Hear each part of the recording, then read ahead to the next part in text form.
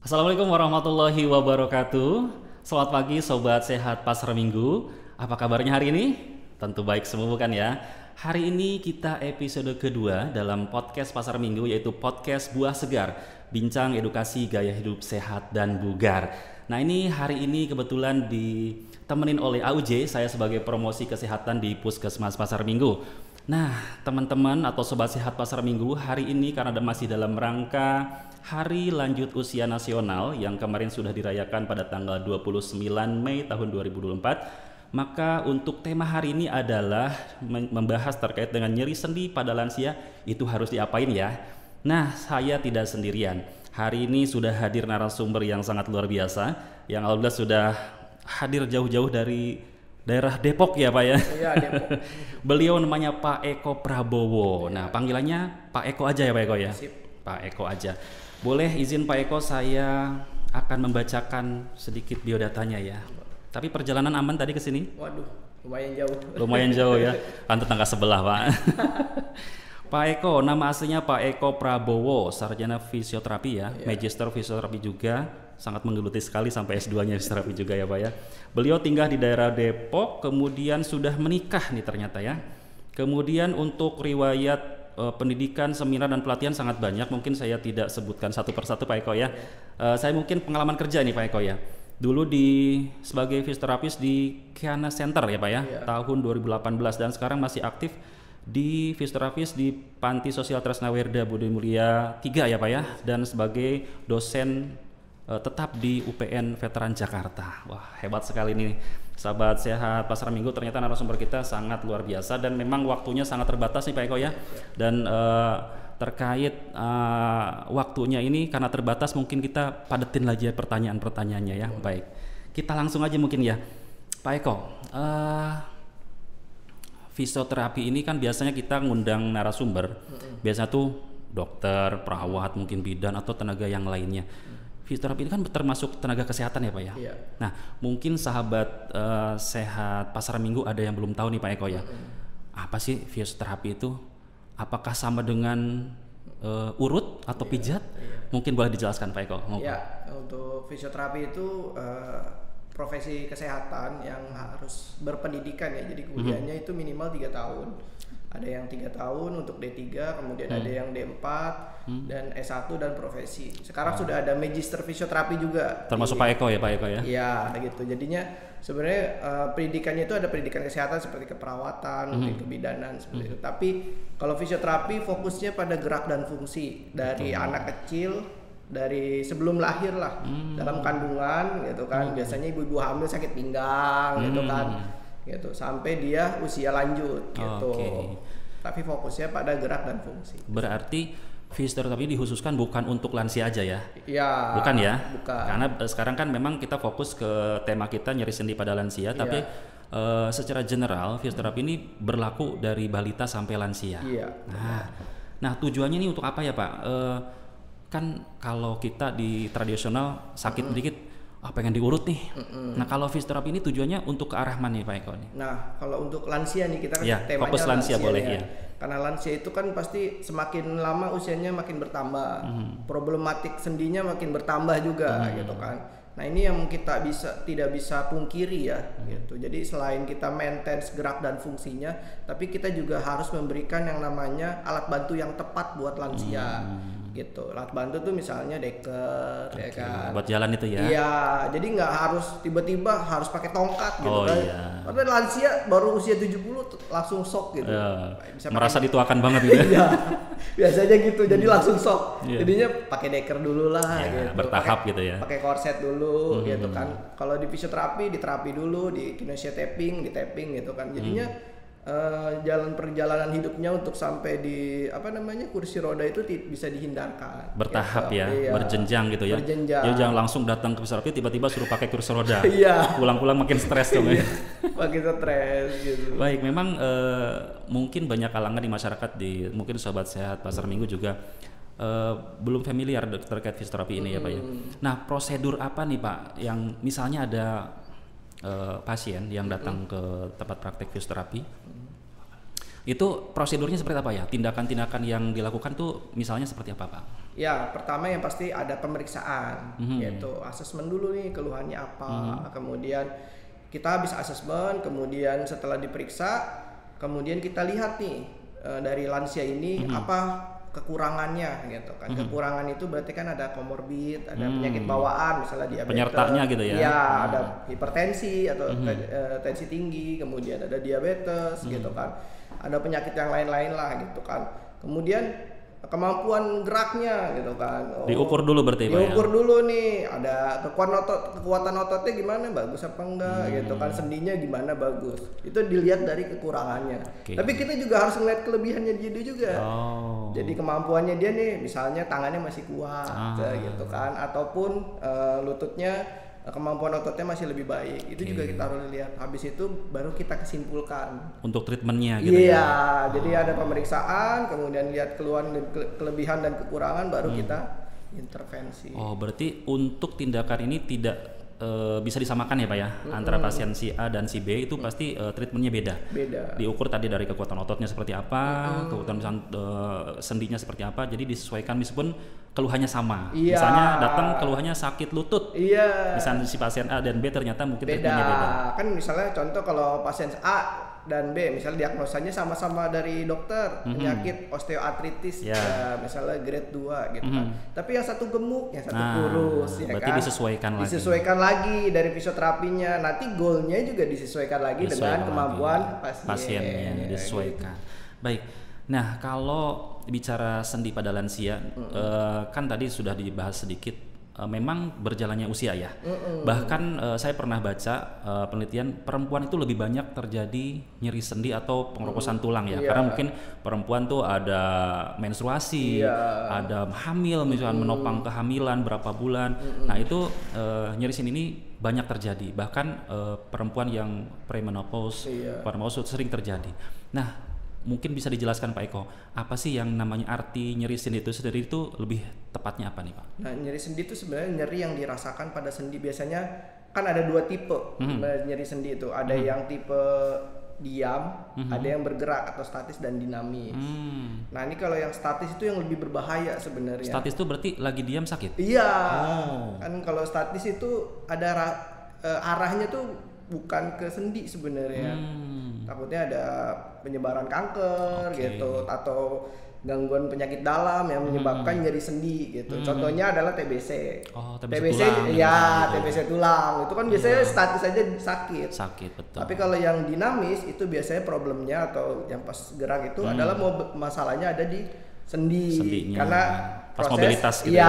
Biasanya pengapuran seperti itu. Karena usia juga gitu ya. Berarti bisa orang tuh mungkin datang ke fasilitas kesehatan kan kebanyakan biasanya gara-gara jalan sakit, ataupun karena kan takut juga kadang-kadang ya datang ke fasilitas kesehatan, aduh takut diperiksa ke dokter, takut di ronsen dan lain sebagainya. Akhirnya ujung-ujungnya pas datang udah parah gitu kan. Nah untuk jenis-jenisnya nih Pak Eko, jenis-jenis nyeri sendi ini ada jenis-jenis nggak? Misalkan tadi kan terkait dari yang statis dan yang dinamisnya ya. Ada yang lain-lain nggak? Misalkan jenis dari apakah dari jenis ekstremitasnya atau lain-lainnya? Nah ini ada banyak juga sih sebenarnya. Jadi itu perlu pemeriksaan yang mendalam asesmen. Misalnya ada rheumatoid arthritis, itu gangguan autoimun pada sendi gitu. Ada gout yang kita tahu atau apa namanya purin yang tinggi atau asam urat tinggi. Nah itu biasanya kan statis aja sakit. Makanya itu penyakit dalam kan gangguannya gitu kan. Ada yang osteoartritis gitu kan, nyeri pada sendi, biasanya bergerak sakit seperti itu. Ataupun yang kita tahu osteoporosis. Sebenarnya osteoporosis itu nggak ada rasanya. Karena tulang kan. Gitu. Betul. Jadi sebenarnya gabungan gejala mungkin gabungan gejala. Jadinya kalau misalnya kita datang tuh, kita sebagai tenaga kesehatan atau fisioterapi sebenarnya udah mengenali sih kalau udah sering gitu kan. Sakitnya apa Bu? Ini kalau udah diem sakitnya berterus-terus Bu. Kalau malam sakit, pagi siang malam sakit, itu harus waspada lebih. Mungkin gitu. Pemeriksaannya lebih detail lagi ya Pak ya? Iya, jadi kita bisa ngerujuk ke dokter spesialis penyakit dalam misalnya atau gitu. Jadinya butuh tim juga sih sebenarnya. Betul. Jadi memang tidak bisa sembarangan orang tuh datang langsung secara tiba-tiba, oh pengen ini. Tapi mungkin yang tadi ada statis udah terasa, mungkin harus lebih detail lagi, pemeriksaan lebih lanjut, pemeriksaan penunjang gitu ya. Mungkin perlu apa tadi? Ronsen atau apa gitu Pak? Ya kalau misalnya kita pertama datang seorang fisioterapi pasti asesmen dulu. Kalau misalnya tidak bisa ditangani, oh ini gangguannya mengarah ke penyakit dalam nih. Nah, berarti kan kita mau nggak mau kita rujuk nih ke penyakit dalam. Dari penyakit dalam nanti dirujuk lagi kembali ke misalnya ronsen, misalnya ke lab seperti itu. Karena kan memang di masyarakat ini sakit sedih kadang-kadang asam urat tinggi tadi yang Pak Eko sampaikan. Aduh nih pegel nih, ototnya nggak enak nih, kayaknya asam uratnya naik nih gitu kan. Tapi kan belum tentu juga. Bisa aja ternyata memang di sendinya ada masalah gitu ya Pak Eko ya. Nah kalau misalnya sekarang bicara faktor risiko nih Pak ya. Kita yang mungkin belum lansia pun bisa beresiko dong Pak. Ya mungkin Pak Eko bisa jelaskan faktor-faktor apa aja yang kira-kira malah meningkatkan faktor terjadinya nyeri sendi. Bahkan mungkin bukan lansia aja, mungkin dari kita yang menuju lansia ya, pralansia, lansia. Mungkin faktor risiko yang paling dominan terjadi apa nih Pak Eko? Biasanya pertama tadi benar ya wanita. Jadinya wanita tuh karena premenopause gitu kan. Nah ini juga sebenarnya wanita itu kan dari sejak menikah ya. Setelah menikah tuh biasanya rada mageran. Nggak wanita aja sih kali ya Pak? Ya laki-laki kan bisa rata-rata kan masih kerja. Karena lansia sekarang itu rata-rata kan waktu mudanya dia kerja kan. Masih aktif ya? Masih aktif gitu. Tapi kan kalau wanita itu kebanyakan setelah dia menikah punya anak berapa gitu, aktivitasnya menurun. Gitu. Dominan di rumah gitu ya? Dominan di rumah, berat badan meningkat. Jadi salah satunya dari berat badan ya Pak Eko ya? Iya berat badan. Jadi berat badan yang meningkat itu menyebabkan sendi itu terbebani berlebihan gitu. Makanya saya pernah dengar juga siapa ya pakar gizi gitu. Contoh kita misalnya katanya kaki kita itu tulangnya nggak bertambah Pak. Iya. Sementara kita di atas makin beban makin nambah, makin gemuk, sementara tulang di bawah itu nggak bertambah besar gitu Pak. Jadi seolah-olah badan kita ditambah galon gitu ya kan.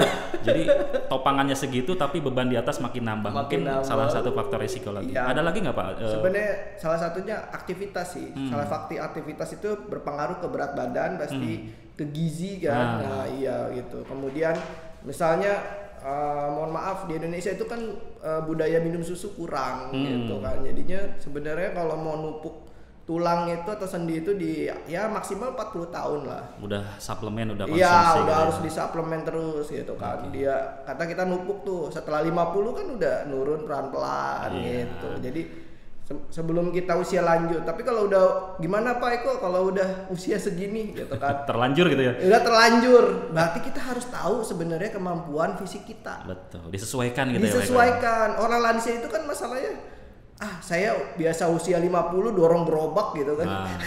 Padahal sekarang udah 60. Nggak menyesuaikan diri ya. Udah menyesuaikan diri. Masih jiwa muda berarti.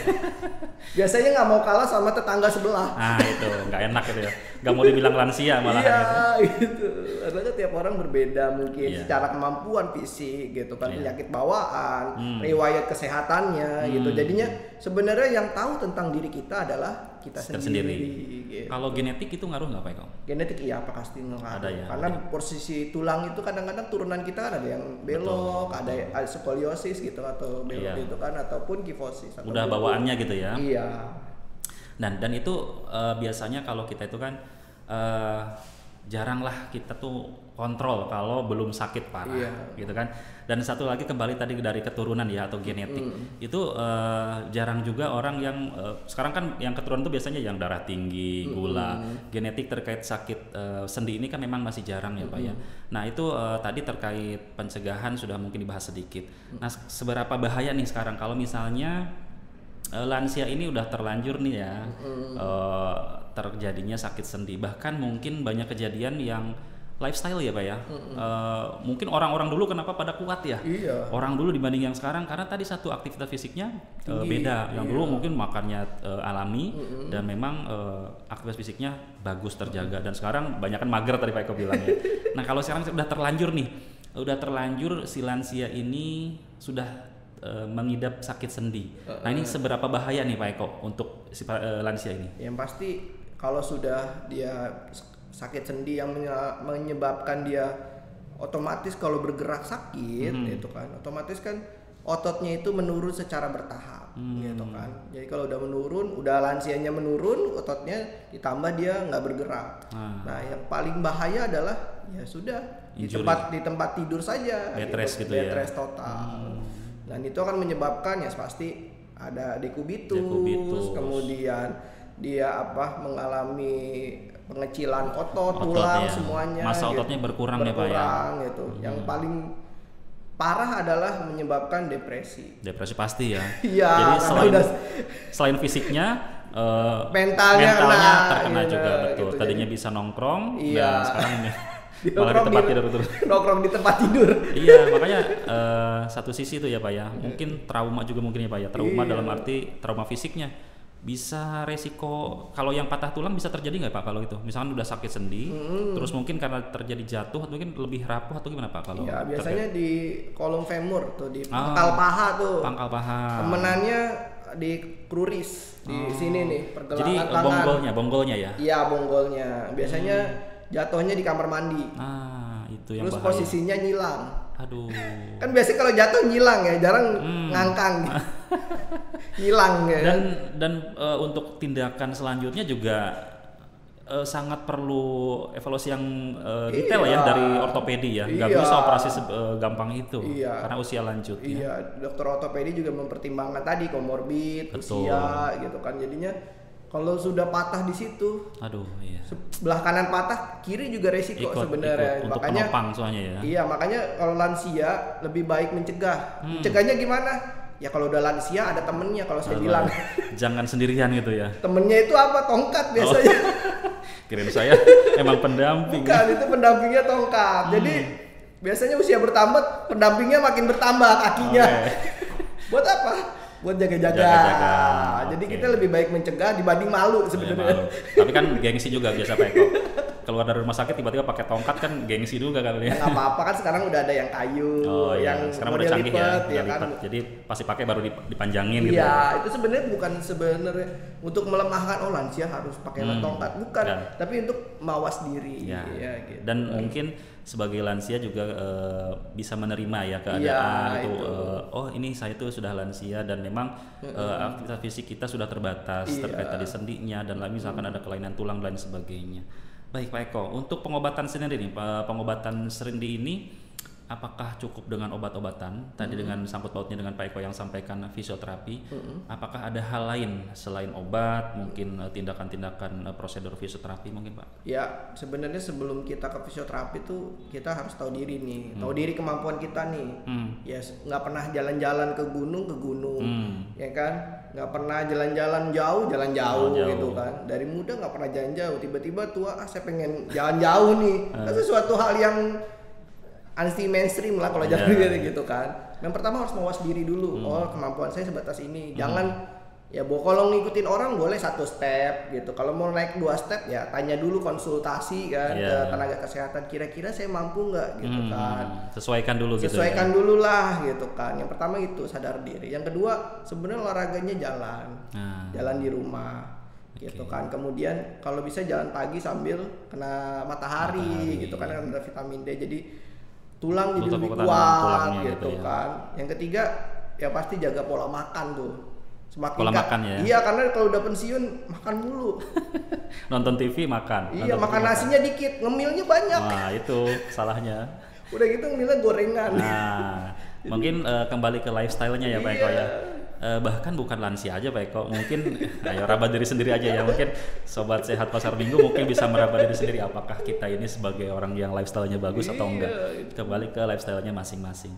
Nah, terkait yang selanjutnya Pak Eko, nyeri sendi ini kan memang sudah terjadi dan mungkin banyak sobat sehat pasar minggu juga yang mengeluhkan karena memang di kita tuh nggak ada fasilitas untuk fisioterapi. Nah, untuk tindak lanjut selanjutnya, kira-kira apa nih yang lansia ataupun pengidap nyeri sendi yang harus dilakukan dan tidak boleh dilakukan kalau sudah mengidap sakit sendi nih Pak Eko? Ya pasti kalau nyeri sendi itu biasanya nih ya, ada faktor nyeri sendinya terus-terusan atau misalnya kadang-kadang gitu, misalnya aktivitasnya biasa dia cuman biasalah ngerapiin rumah, tiba-tiba harus ngeberesin rumah tuh kan kadang-kadang suka begitu ya. Iya. Itu berarti kan kayak apa sih, accident gitu. Jadi accident tuh yang kejadiannya hanya itu ya sebenarnya lebih ke arah tadi, balik lagi ke mawas diri. Oh ternyata saya nggak bisa nih kayak gini Nggak gitu. mampu. Tubuh Tapi kita nggak mampu nggak gitu mampu ya. lah. Tapi kalau sudah balik lagi tadi nyeri sendinya terus-terusan gitu, kemudian waktu bergerak juga sakit, biasanya habitnya tuh habitnya yang mungkin yang biasanya ya tadi yang biasanya jalan 1 kilo tiba-tiba 2 kilo ya kan, Kaget tubuhnya dong. kaget dong. Sendinya sakit semua ya. Itu kan juga kita harus analisa. Makanya kalau sudah sangat mengganggu sekali dan nyerinya sangat itu, masa bisa dikonsultasikan ke dokter atau fisioterapi. Jadi kita bisa menganalisa nih problemnya dari mana nih. Iya, asal muasalnya ya. Iya, jangan coba ini coba itu ya kan. Akhirnya muter-muter gitu kan. Ya yang bukan kesembuhan yang didapat, malah kerusakan yang lebih parah banyak, ya. gitu. Nah itu tadi sangkut paut dengan aktivitas fisiknya. Olahraga yang tepat apa nih Pak Eko? Kira-kira untuk penderita sakit sendi pada lansia ini olahraga yang tepat apa tadi? Jalan pagi? Jalan pagi bisa, yang murah. Tapi kalau renang bisa Pak? Sebenarnya kalau renang bisa. Yang saya saranin malah untuk jalan di kolam renang di dalam air. Oh jalan. Jadi jalan di kolam renang itu karena bebannya akan berkurang karena bobot gitu. Iya, jadi bobot badannya terkurangi dengan air itu ya, kolam renang itu ya. Kemudian untuk sakit sendi ini boleh diurut gak sih Pak? Misalkan ada yang sakit sendi terus saya mau urut aja tuh ke yang langganan gitu. Iya. Sebenarnya selama nggak ada bengkak dan merah, ini biasanya kalau udah bengkak dan merah itu mengalami dia ketika diurut bukannya tambah enak tambah sakit. Nah, itu jadi bahaya nggak sih Pak kalau sendi diurut? Sendi diurut sebenarnya selama nggak ada bengkak dan merah itu masih nggak ada masalah gitu kan. Tapi kalau sudah ada bengkak, ada merah, radang, itu lebih baik dihindari. Karena biasanya kalau pegel aja sih ya diurut biasa mungkin aja lah. Mungkin masas di ototnya ya, iya. Masas di ototnya tapi tidak di bagian sendinya gitu ya Pak. Yang bengkak gitu, terutama yang bengkak. Nggak boleh gitu ya? Iya, yang bengkak dan merah itu. Nah, kalau misalnya kita mau berobat nih ke fisioterapi, apakah itu harus bisa langsung atau bisa harus pakai rujukan dulu misalkan ke dokter dulu dan kira-kira mahal nggak nih Pak Eko? Ya, saat ini fisioterapi sudah ditanggung sama BPJS. Oh gitu? Sudah. Cuman ini ada cumannya. Nah, cumannya. Karena biasanya ada di fasilitas rumah sakit. Nah, jadi dari biasanya ya kadang-kadang itu juga kita jadi evaluasi gitu kan. Ternyata fisioterapi itu kalau kenapa harus di rumah sakit gitu kan? Tunggu pasiennya parah dulu. Ini juga harus jadi evaluasi juga dari pihak kesehatan gitu kan. Jadi kan kenapa fisioterapi harus ada di puskesmas gitu. Jadi penanganan awalnya sudah baik gitu. Jangan sampai menjadi tambah parah gitu. Jadi saat ini fisioterapi masih ada di rumah sakit pemerintah. Dan itu tetap harus ke dokter dulu ya? Iya, kalau di rumah sakit harus ada dokter yang namanya ada dokter gitu. Oke, jadi berarti kalau langsung nggak bisa ya Pak Eko ya? Kalau langsung saat ini masih di fasilitas Pratama di fisioterapi. Oh, yang praktek Pratama. Praktek Pratama. Jadi fisioterapi yang swasta lah gitu. Tapi ada juga itu ya Pak Eko ya? Ada. Mahal nggak Pak Eko kira-kira itu? Ya lumayan. Lumayan sih. Ya. Karena satu keilmuannya dan fisioterapi itu treatmentnya nggak 5-10 menit. Betul. Nggak instan ya Pak Eko ya? Nggak instan, butuh progres gitu dan ketekunan ya. Betul, ketekunan dan waktu yang cukup lama gitu. Dan harus ada kesabaran juga dari pasiennya ya. Iya. Gak mungkin sekali datang terapi langsung pengen bisa jalan gitu. Gak bisa juga dong ya. Iya. Nah betul. Jadi memang perlu tahap proses yang rumit memang ya. Iya. Dan itu fasilitas kesehatan tetap harus konsultasi ke dokter dulu untuk menentukan treatment selanjutnya gitu ya. Iya. Nanti kalau untuk di pelayanan rumah sakit, kalau di pelayanan fisioterapi bisa langsung secara fisioterapi. Nanti kalau misal tidak bisa ditangani, bisa kita rujuk ke fasilitas yang lebih lengkap seperti itu. Karena kan memang di kita banyak kan kalau ke fisioterapi itu yang misalnya penyakit stroke, terapi bicara, terapi aktivitas fisiknya, itu baru mungkin orang pada kenal. Tapi kalau yang sakit-sakit sendi biasanya ya berobat aja gitu. Belum tentu mau ke fisioterapi. Itu tanggapan Pak Eko gimana Pak Eko? Ya sebenarnya edukasi sih gitu kan. Mungkin sebagai fasilitas tenaga medis pasti mempunyai kemampuan dari arah berbeda gitu kan. Jadinya sebenarnya kalau kita datang ke fisioterapi yang harus bisa ditangani secara dini gitu kan, jadi lebih baik sehingga proses kerusakannya nggak lebih minimal minimal sampai kalau rumah sakit kan ya prosesnya panjang gitu kan, yang akhirnya belum antriannya ya. belum antriannya. Jadi saya suka dapat keluhan itu terapi bukannya sembuh secara fisik gitu, mungkin fisik mentalnya nggak sembuh gitu. Iya, bisa itu satu fisiknya udah capek ngantri, kedua mentalnya terganggu karena nggak bisa main lagi gitu. Akhirnya ya itu makanya terkadang ya kita punya asuransi swasta ya mungkin jadi opsional gitu ya, kan. opsional untuk itu. Ya karena pasti asuransi swasta untuk fisioterapi di cover gitu. Baik Pak Eko, mungkin agak sedikit melenceng terkait konsumsi makanan nih. Kira-kira apa yang harus dihindari nih Pak Eko? Kalau penderita sakit sendi, makanan atau yang harus dipantang nih kira-kira buat sahabat sehat pasar minggu nih? Ya itu kalau untuk masalah gizi ya, pastikan kalau di purinnya jangan terlalu tinggi, terutama bagian organ dalam tuh, jeroan ya. Pak Eko suka jeroan nggak? Saya udah hindari nih. Udah hindari. Udah umur 30 harus kita cover ya, kita cover sendiri ya. Iya. Oke. Nah, terakhir nih Pak Eko nih ya. Saya sering lihat di pinggir-pinggir jalan nih Pak Eko ya. Banyak praktek-praktek yang terapi-terapi itu ya. Misalkan pakai media, apal batu lah, atau terapi yang antriannya banyak banget Pak Eko. Iya. Kalah fisioterapi kayaknya di rumah sakit. Antriannya dari subuh udah ngantri banget. Nah, ini yang saya tanyakan, apakah itu termasuk di bagian fisioterapi atau emang di luar fisioterapi Pak Eko? Itu di luar fisioterapi karena di itu luar, ya? pengobatan tradisional. Tradisional ya. Tapi saya juga agak ini juga sih, merasa sedih gitu, karena orang Indonesia lebih percaya hal itu gitu kan, sedangkan tenaga medis yang kita belajar kuliah 4 tahun ya kan, ilmunya sudah ada ya, udah ada gitu kan, evidence base-nya udah kuat gitu kan, mereka tidak percaya gitu, walaupun harganya mungkin kok mahal ya, tapi kalau yang tradisional oh ya udah nggak apa-apa harga segitu. Nah itu kan sebenarnya kenapa Indonesia seperti itu? Ya, kembali ke edukasi lagi berarti. Iya, berarti kemampuan sebenarnya literasi di Indonesia itu terutama lansia nih kita ngomongin agak kurang gitu kan. Karena kan mulut ke mulut nih, wah ini gitu. Murah di sini gitu. Jadi ya memang kembali lagi ke edukasi kita dari kita ke kita ya, termasuk ke keluarga masing-masing.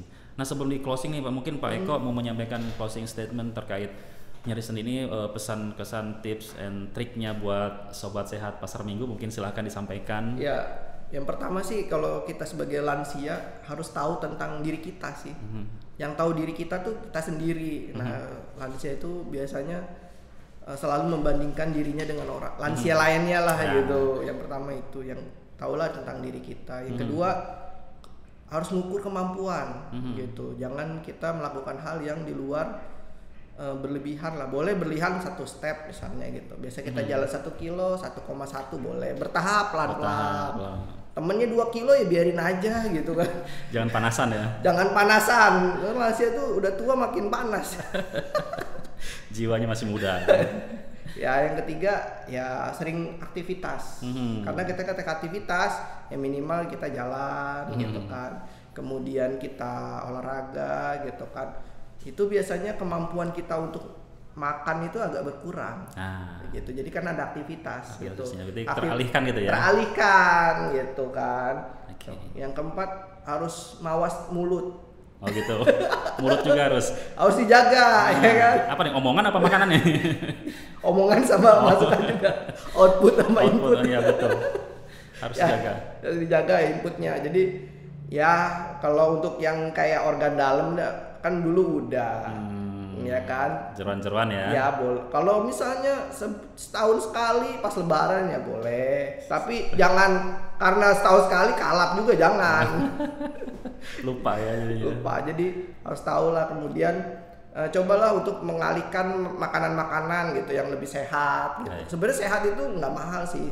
Cuman agak ribet betul. Ya, karena harus direbus. Ribet masaknya. Ya, gitu kan, karena kita waktunya mungkin lebih banyak, jadi bisa kita coba-coba memasak dengan komposisi yang kita tahu lah tentang diri kita. Jadi sebenarnya itu sih. Kemudian tua itu adalah wajib ya, nggak ada yang nggak tua. Kalau nyampe tua tapi itu ya. Iya. Jadi itu adalah tua adalah kewajiban gitu kan. Ya. Tua itu adalah anugerah sih, karena nggak semua orang bisa jadi tua. Belum tentu sampai tua ya. Iya, ada yang waktu kecil meninggal, gitu kan. Betul. Jadinya ketika kita tua, kita harus jaga, bersyukur dan menjaga lifestyle kita dan menjaga kemampuan kita sehingga kita meninggal dalam keadaan mampu gitu. Dan sehat ya kondisinya. Sehat sih enggak, kalau meninggal. Enggak masuk kondisinya. Kondisinya tidak menyulitkan orang lain. Itu sih bener ya. Jangan sampai nanti kita ketika tua akhirnya menjadi berat buat orang lain, akhirnya anak cucu kita jadi beban. Jadinya lebih baik kita menjaga kehidupan kita sampai kita tua dan meninggal dalam keadaan yang baik gitu. Itu aja. Baik, terima kasih Pak Eko. Sebenarnya masih banyak pertanyaan lagi Pak Eko nih mewakili sahabat sehat Pasar Minggu ini sebenarnya masih banyak ya. Cuman karena keterbatasan waktu dan Pak Eko juga mungkin padat jadwalnya. Mungkin terima kasih banyak nih Pak Eko atas informasi yang disampaikan hari ini sangat bermanfaat banget khususnya buat saya sendiri dan buat sahabat sehat Pasar Minggu. Ini mudah-mudahan menjadi bekal buat kita semua ya. Bukan berarti hanya teori doang yang tadi kita sampaikan, tapi informasi ini mudah-mudahan menjadi bekal buat kita semua buat menjaga agar nanti lansianya bahkan yang sudah lansia menderita sakit sendi bisa tertangani dengan baik gitu ya. Baik Pak Eko, terima kasih. Jangan lupa untuk sahabat sehat Pasar Minggu untuk menyaksikan podcast ini di sosmed Pasar Minggu, yaitu di Instagram dan YouTube @Puskesmas Pasar Minggu. Jangan lupa juga untuk tetap menjaga kesehatan dengan tetap menerapkan Germas dan PHBS. Saya pribadi sebagai host mohon undur diri ya. Kami semua undur diri dan Pak Eko mohon maaf apabila ada tutur kata yang kurang berkenan. Kami tutup. Assalamualaikum warahmatullahi wabarakatuh.